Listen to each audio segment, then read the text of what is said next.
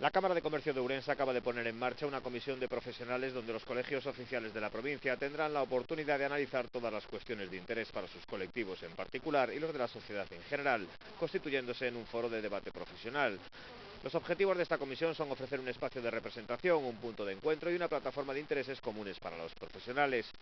Presidida por José Manuel Díaz Barreiros, una de las primeras actividades de la Comisión de Profesionales fue la jornada que bajo el título La adaptación de las titulaciones universitarias al nuevo espacio europeo de educación superior se celebró esta tarde.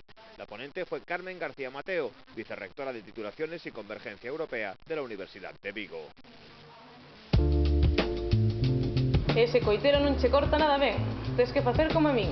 Na perruquería na casa confío no afiado de Atenor. Tens razón. Eu na miña empresa todas as ferramentas as afío en Atenor. Atenor Ourense. Afiamos todo tipo de útiles de corte. Rúa Remedios 29. Teléfono 988 61 28 39.